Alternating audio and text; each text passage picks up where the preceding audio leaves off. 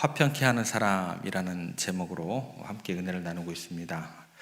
다윗과 사울의 이야기는 성경에서 가장 극적인 갈등이 첨예하게 대립하는 그런 관계 가운데 하나입니다. 다윗은 한때 사울 왕에게 굉장히 총애를 받던 신하였고, 또 결국 그 사랑을 받아서 사위가 되었었고, 또 이스라엘 백성들에겐 용맹한 전사로 또 백성들의 존경을 받았던 인물입니다.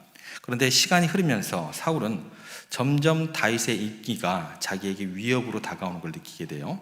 그래서 다윗 왕으로 또한 선택되었다는 그 사실까지도, 다음 왕으로 다윗이 선택되었다는 그 사실까지도 알게 되면서 질투와 또 두려움에 사로잡히게 됩니다. 그래서 사울 왕이 군사들을 동원해서 다윗을 끊임없이 추격을 하면서 또 죽이려고 했고, 그래서 그 결과로 다윗은 광야로 도망쳐 숨어 다니는 신세가 되었다라는 것입니다. 그리고 오늘 본문에서는 이제 다윗이 도망치던 중에 한 굴에 들어갔었는데 사울이 그 굴에 찾아온 거예요. 다윗을 쫓아 추격하던 사울이 화장실이 급했다라는 거죠. 화장실이 급해서 부하들을 다 물리고 그 다음에 엔게디 광야의 한 굴에 들어가게 되었고, 그 굴 안에서 용물을 보고 갑옷 다 제끼고 또 바지 내리고 용물을 보고 있는데 그 뒤에서 다윗과 부하들이 보고 있었다라는 것입니다. 이때 다윗은 사울이라는 그 왕을 단번에 제거할 수 있었다라는 것입니다. 그리고 실제적으로 부하들은 그를 죽이기 위해서 움직이고 있었고, 그런데 다윗이 결단한 것은 뭐냐면 사울을 죽이지 않고 그의 옷자락만 베었다라는 그 배경이 오늘 이야기에 담겨져 있는 그런 배경입니다. 그래서 이 이야기를 가지고 우리가 지난 시간에는 자신을 죽이려 했던 그 사울을 어쩌면 죽이지 않아야 될 이유보다도 죽여야 될 이유가 더 사울을 죽여야 될 이유가 다윗에게는 더 많았다라는 것입니다. 신하들도 당연히 그 하나님께서 주신 기회라고 이야기를 했었고, 또 주신 말씀 가운데서 그 원수를 갚을 기회라고 또 성경적으로 접근을 해도 전혀 무방이 되지 않았고, 무엇보다도 내가 먼저 그를 죽이려고 하는 게 아니고 사울 왕이 먼저 죽이려고 했기 때문에 내가 그를 죽여도 전혀 백성들에게 무리가 되지 않는, 죽이지 않아야 될 이유보다 죽여서도 될 이유가 더 많았음에도 불구하고 다윗이 사울을 하나님의 기름 부은 자로서 존중했다라는 것입니다. 단순히 자신의 억울함을 넘어서서 하나님의 시각을 가지고 사울을 바라봤다라는 거예요. 사울과 다윗 왕의 관계를 직접적으로 보는 게 아니고 사울과 다윗 관계 사이에 하나님의 그 관계를 고려해서 그 결단을 했다라는 것입니다. 그래서 다윗에게 있어서는 그 순간 뭐가 되냐면 사울은 단순한 적이 아닌 거예요. 그 사이에 하나님이 끼어 있는 그 상황 가운데서는 사울이라는 사람은요, 내 주권, 내 마음의 영역을 넘어서는 거예요. 하나님의 주권으로 세우신 왕으로 바라보게 된다라는 것입니다. 그러한 시각은요, 다윗에게 있어서 분노가 끓어오르는데 그 분노를 어떻게 돼요? 하나님의 시각으로 바라보는 순간 내 분노를 억누를 수밖에 없는 거예요. 내 원한을 품어내는 것이 아니고 하나님의 시각으로 바라보니까 하나님께서 세우신 그 주권적인 영역으로 바라보면 내 원한을 잠재울 수밖에 없는 그런 시간이 된다라는 거예요. 다윗의 이런 결정은요, 인간적인 생각을 뛰어넘을 수 있는 근거가 되는 것입니다. 왜요? 하나님의 뜻과 주권을 우선시하는 그런 신앙적인 결단이 되기 때문에 그래요. 이거를 그대로 예수님께로 끌고 가보세요. 예수님께서 십자가에서 자신을 못 박는 자들을 위해서 기도하신 내용이 뭘까요? 저들의 죄를 용서하여 주시옵소서. 용서하여 주십시오. 예수님께서 십자가에서 했던 용서 자체는 뭐냐면 예수님께서 그들을 너무나 사랑하셔서 그렇죠. 근데 그 사랑이 그냥 나올까요? 아니요. 하나님께서 나를 보내신 그 목적, 그 주권이 그 마음 가운데 있기 때문에 백성들이 나를 못 박아서 십자가에 죽이라 죽이라 하는 그들과 나를 바라보면 그들은 뭐예요? 번개를 내리쳐서 꼬실라 버리죠. 그죠? 근데 그 사이에 누가 있는 거예요? 하나님이 그들을 사랑하시는 그 관계가 보이는 거예요. 그렇죠? 그렇기 때문에 그들을 함부로 못하는 거예요. 그들의 죄를 용서하여 주시옵소서. 저들이 하는 일을 알지 못하니이다. 개인적인 원한의 용서를 뛰어넘을 수 있는 것은 뭐냐면 여러분들이 결단하고 막 의지를 가지고 한다고 그게 되는 게 아니에요. 그 사람과 나 사이에 누가 끼어 있어야 돼요? 그 사람을 바라보시는 하나님의 시선이 그 관계 가운데 딱 자리를 해야지 그래야지 그 결단이 가능하다라는 거예요. 예수님도 마찬가지입니다. 십자가에서 용서라는 것은 뭐냐면 개인적인 어려움에 대한 원함과 용서를 넘어서 인류 전체를 구원하기 위한 하나님의 계획과 하나님의 주권을 바라보고 그것을 인식하고 있기 때문에 세상을 향한 구원의 메시지를 위한 예수님의 결단이 주어졌다라는 거예요.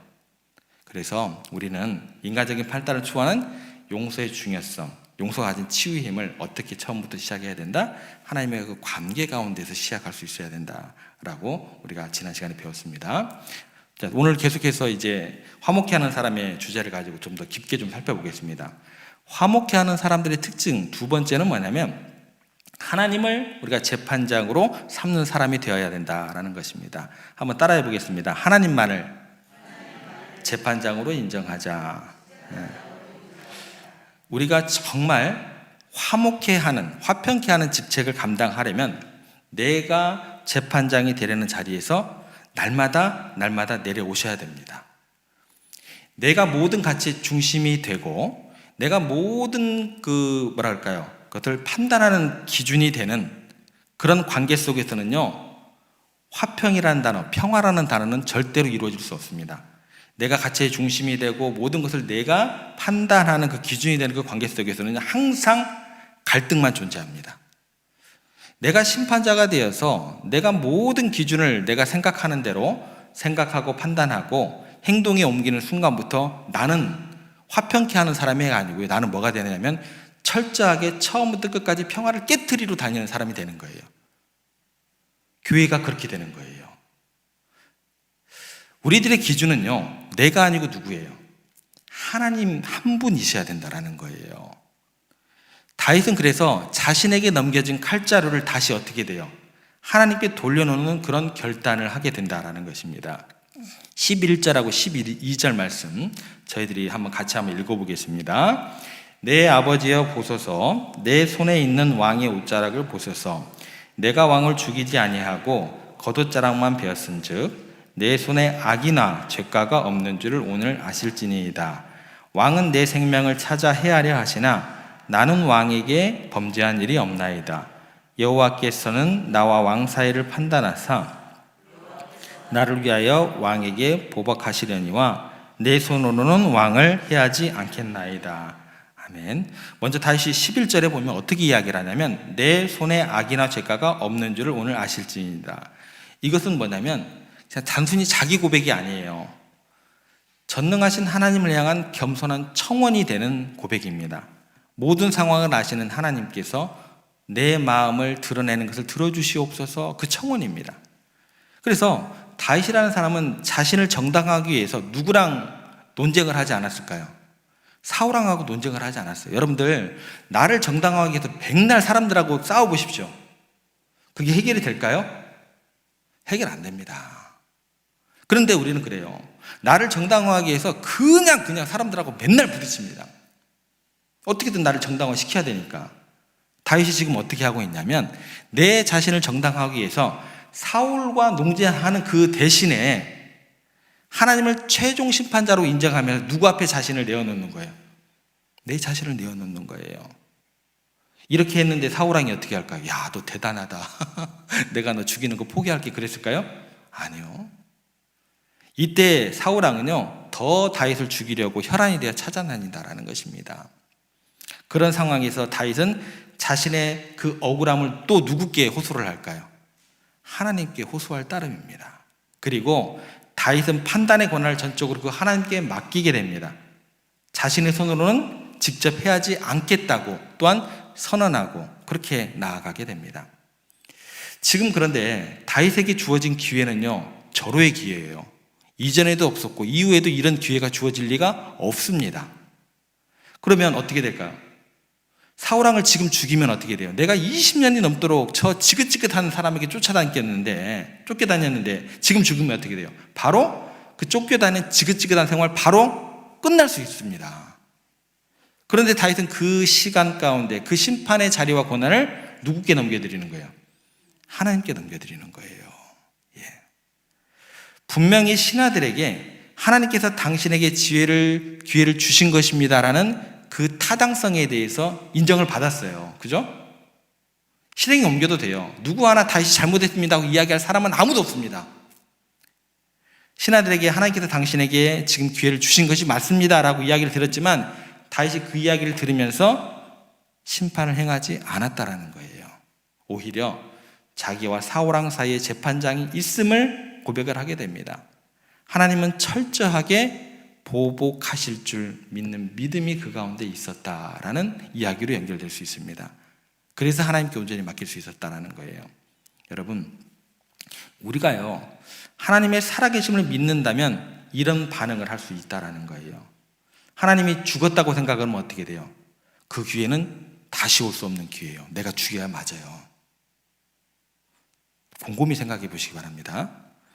여러분, 하나님은요 내가 원수 갚는 것보다 더 철저하게 완벽하게 홀이라도 남김없이 갚아주실 걸 믿으십니까? 이거를 다른 말로 접근해 볼까요? 여러분은 하나님이 살아계심을 믿으십니까? 그 말하고 똑같다라는 거예요. 하나님은요 의로우신 분이고 공의로우신 분이고 불의에 대해서 결코 그냥 넘어가지 않으시는 분이다라는 것입니다. 그렇기 때문에 내가 복수하는 것보다도 하나님께서 보복하실 때 더 완전하고 철저하게 보복하실 줄 믿는 믿음 가운데 우리가 거할 수 있다는 거예요. 다윗과 사울의 선택은 이 부분에서 완전히 달라지게 됩니다. 사울은요 하나님을 재판장으로 인정할까요 안 할까요? 인정을 안 해요. 인정을 안 해서 오히려 자신의 판단을 앞세워서 어떻게 돼요? 죄 없는 다윗을 끝까지 쫓아가서 죽이려 합니다. 다윗은 어떻게 될까요? 원수 갚을 기회가 있었음에도 불구하고 그 순간을 누구께 맡겨요? 하나님께 온전히 맡긴다라는 것입니다. 여러분, 우리가 스스로 보복할 수 있다고 생각을 하고 내가 심판할 수 있다고 생각하는 순간 우리는 어떤 죄 가운데 거하게 되냐면 하나님의 자리를 넘보는 교만한 자가 되는 그런 자리에 등극하시는 거예요. 우리 모두는 다 죄인이다라는 거예요. 누구 하나 의로운 사람이 없습니다. 누구 하나 완전한 의인이 없기 때문에 다른 사람을 정죄할 수도 없고 심판할 수도 없습니다. 교회가 세상에 대한 스탠스가 어떻게 해야 돼요? 나는 죄인입니다예요. 세상은 더러운 곳이고 구원받을 수 없는 곳이고 그 스탠스가 먼저가 아니에요. 설령 그 모습이 세상 가운데 있다 할지라도 나는 뭐예요?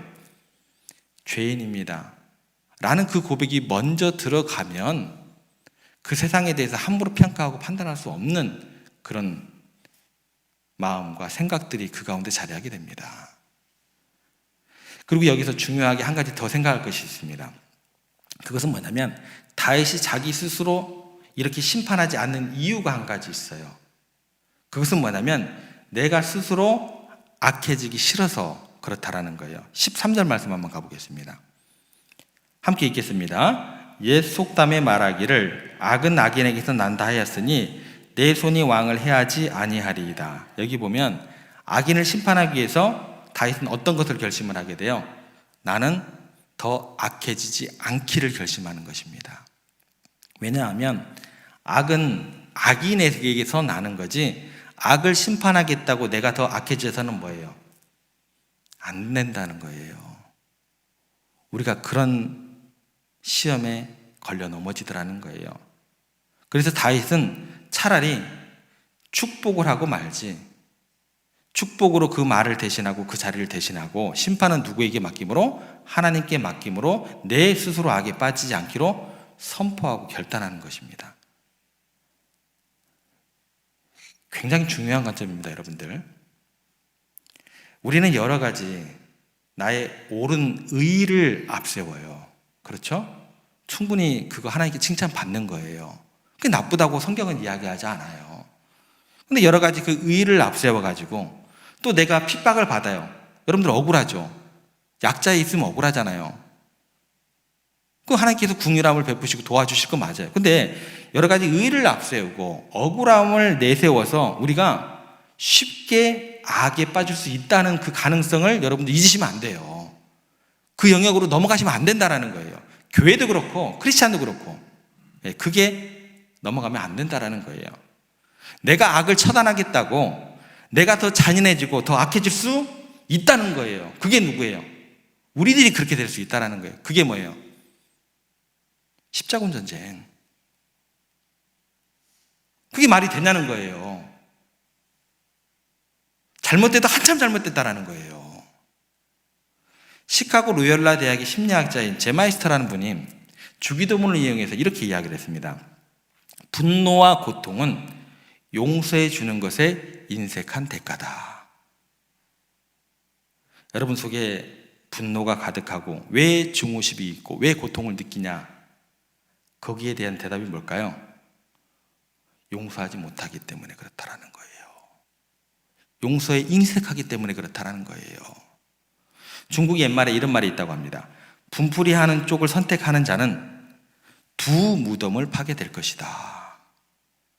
그러니까 그 마음 자체가 우리를 파멸로 이끌게 된다는 거예요. 여러분 정말 위대한 하나님의 사람으로 화평케 하는 직책을 감당하려면, 평화의 사람이 되려고 한다면, 복음을 정말 증거하는 그런 사람과 교회가 되려고 한다면 뭐라고 해야 돼요? 우리는 궁극적으로 그 모든 심판의 권한, 재판장에 대한 권한을 누구께 넘겨드려야 돼요? 하나님께 맡길 수 있어야 된다라는 것입니다. 함부로 말하면 안 돼요. 함부로 평가하면 안 된다라는 거예요. 27년간 투옥 생활을 마치고 대통령에 취임한 사람이 있습니다. 넬슨 만델라 전 대통령입니다. 근데 그가 대통령에 오르는 순간 피해 복수가 진행될 줄 알았다고 해요. 그런데 그 나라 가운데 엄청난 화해와 화합의 정책을 구현했던 인물입니다. 그 엄청난 인종차별 정책을 다 극복하고 그 나라를 사랑으로 감싸 안았던 인물입니다. 그래서 노벨 평화상을 받게 되죠. 그리고 노벨 평화상을 받은 직후에 2000년 10월 정도에 국제여성협회가 수여하는 금세기 세계 지도상을 받습니다. 여성협회가 수상하는 수상은 남자가 받으면 돼요? 안 돼요? 안 되는 거예요. 그런데 받았어요. 세계 여성 지도자에게 주는 그 협회의 그 상을 넬슨 만델라가 그 포용 정책 때문에 너무나 사람들이 감동을 하기 때문에 남성에게 금세기 최고의 지도상을 줬다라는 거예요. 그리고 표창장에 이렇게 썼습니다. 그는 스스로 본보기가 되어서 반목과 원한을 용서, 관용, 긍정적인 행동으로 바꿀 수 있다는 사실을 인류에게 가르쳤다. 이 내용이 적혀 있었어요. 여러분들 이 문구를 잘 한번 생각해 보세요. 그리스도인들과 교회가 세상 사람들과 그리고 세상 가운데 어떤 걸 가르쳐야 될까요? 반목과 증오와 원한을 사랑으로 녹일 수 있다고, 그렇게 새로운 화합이 가능할 수 있다는 것을 보여주고 그것 가르쳐야 돼요. 세상에 대해서 함부로 이야기하시는 거 아니에요. 믿지 않는 사람들에 대해서 함부로 접근하시는 거 아니에요.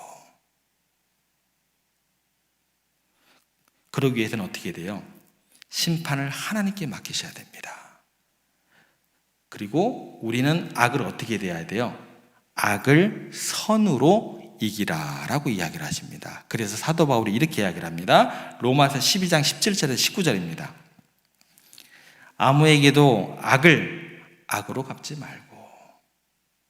아무에게도예요. 아무에게도.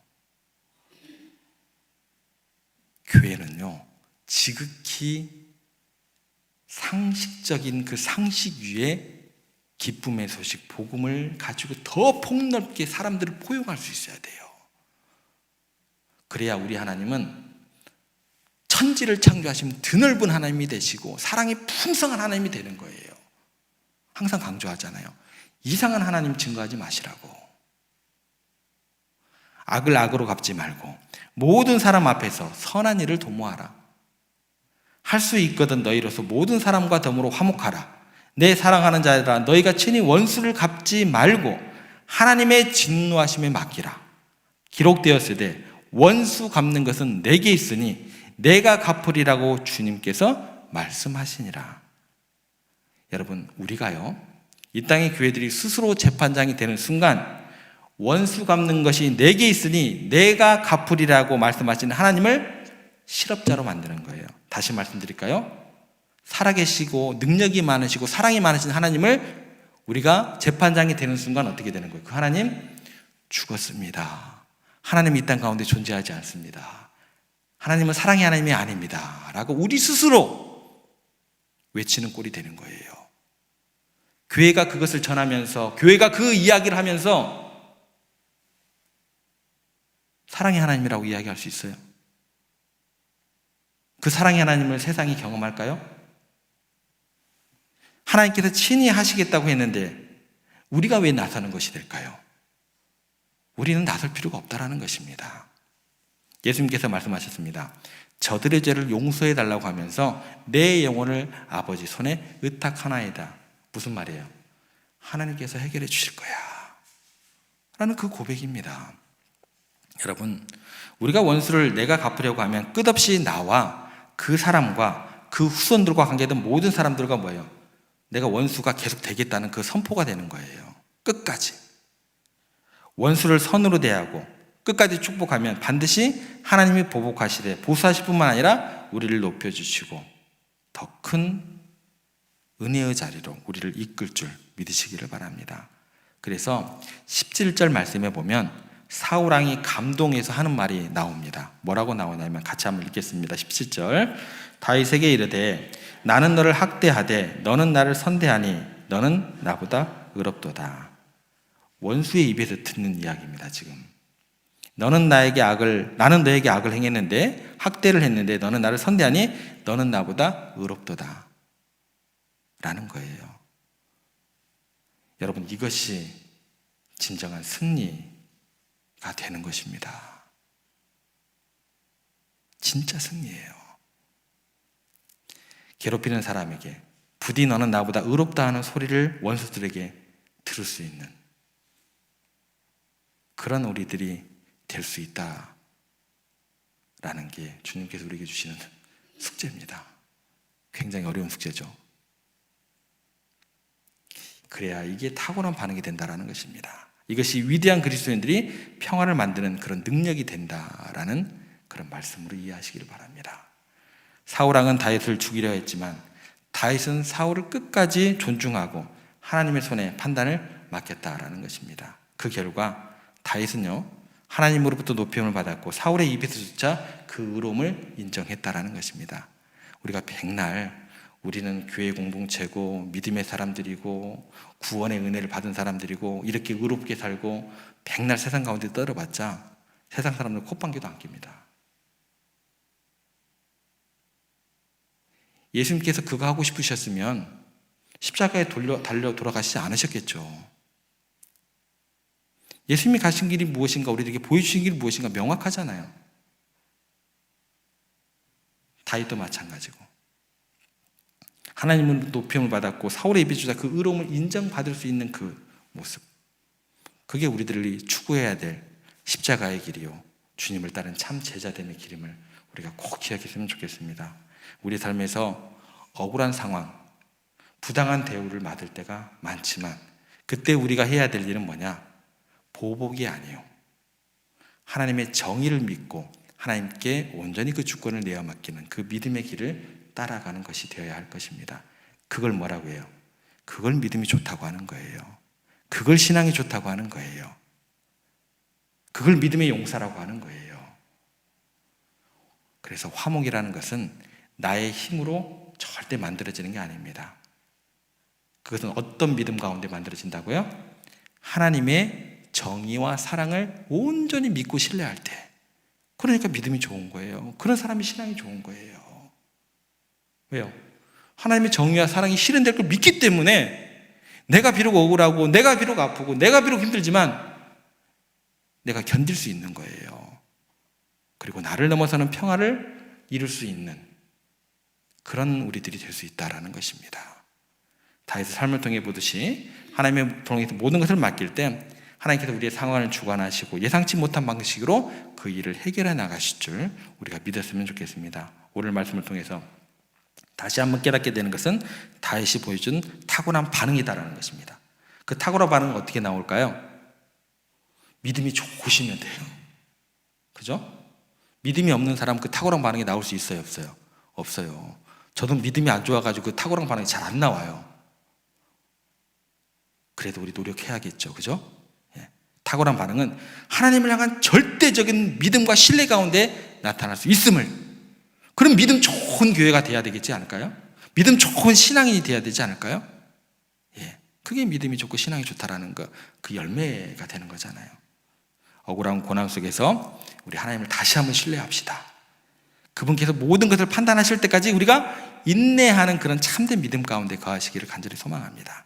그렇게 화목하게 하는 사람, 이것이 정말 하나님께서 기뻐하시고 성도들도 행복한 그런 교회를 이루고 그런 신앙을 가진 사람들로 우리가 날마다 세워짐을 받게 되기를 간절히 소망합니다.